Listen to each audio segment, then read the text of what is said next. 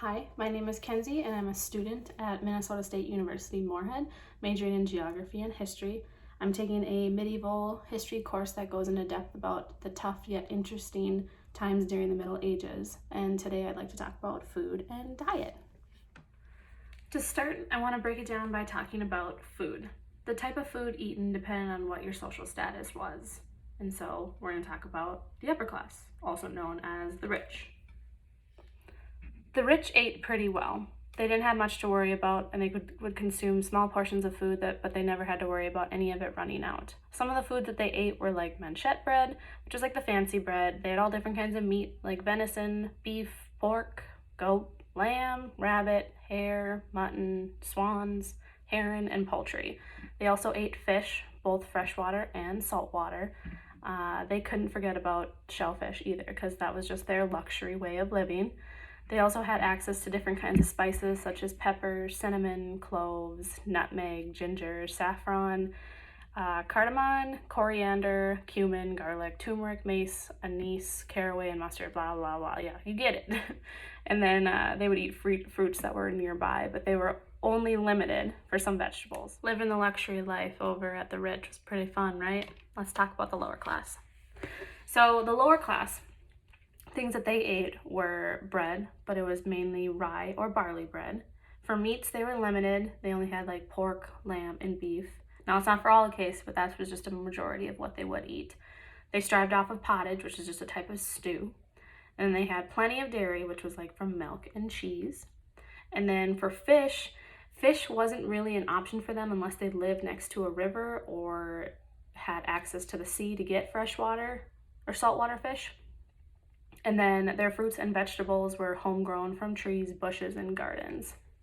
To sum up that portion, let's just remember that the types of food eaten and consumed in their daily diets also just depended on what their social statuses were. It's not for all cases, but for the majority. So moving forward, we're going to talk about how, because since different foods were given because of your social status, let's talk about like the religious aspect of it as like fasting and Lent. Because fasting and Lent were and still are very popular in the Middle Ages right now, I want to break it down from a specific religion, only because fasting and Lent can be interpreted differently from Christianity, Buddhism, Hinduism, Islam, and Judaism. But let's talk more about like Christianity and kind of what we know best, or what I know best from it. In the Middle Ages, fasting became a popular thing for people to do. Fasting back then was basically meat was banned, but it wasn't completely banned. It'd be banned on like Monday, Wednesday, Friday, and then the other days you could eat meat. But for Christians, it just meant like it wasn't as strict as it was for other religions. It was just more of a, this is when you can eat, this is when you can't eat, and then specific holidays and whatnot. It's kind of hence why they came up with Lent. When you compare fasting and Lent to back then and now, it's interesting to kind of know like what has changed. So when we talk about back then, fasting and Lent were used for like religious purposes only. It wasn't like a dieting thing. It was a commitment. It was also known to be like a punishment for non-believers, meaning they don't believe in God, they don't care about the situation, they sin, they do what they gotta do. And that was put towards like a gruesome punishment for people who were like sent to a cell, or also known as like a criminal, and not given any food besides scraps and non-essential nutrients. But then when you compare it to today, fasting and Lent are still used in like a religious manner, but it's not used the same as it was back then. Fasting can be used a way to like lose weight and reach specific goals, and then, Lent can be used as like that second New Year's resolution after they didn't follow through with the New Year's resolution. When reading most of this information, it kind of makes you wonder as if like, how did these people survive off of lack of nutrients? Obviously they got, the straight pyramid and stuff, and probably not GMOs in every single one of their foods, vegetables, fruits, meats, grass, whatever. But my biggest thing is I wonder when things changed and became socially okay to mistreat this kind of religious matter, where we didn't take it as serious. And I'm not speaking for everyone, I'm speaking for the people who just see Lent as a reason to lose weight or a reason to give something up, not something that you see the holy God himself or herself and think, wow, I'm going to do this because this is who and what I want to do.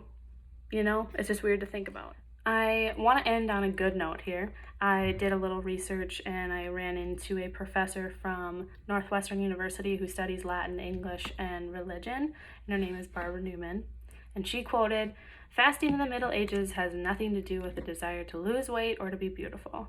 You fast to show your dedication to your God and yourself, and to humble yourself around guilty pleasures." And that right there kind of sums up the whole aspect of fasting, food, Lent, how food is interpreted, what kind of foods they got, how food back then is praised more than it is today. It's something that we take for granted nowadays, and back then they would take what they can get. And here it's, we depend on our farmers, we depend on our local markets, we rely on Walmart, Hornbachers, all of these places to get us food. And these people, it's almost like survival of the fittest. And that will conclude my video. I am so sorry, I have no idea how to work Kaltura, and I can't get the correct Adobe to figure out with my computer.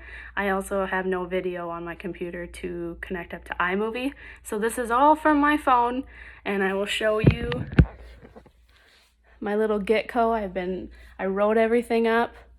I'm using my little whiteboard just to try and type everything up. So please forgive me, and I will put all of my cited sources at the end of this. Thanks.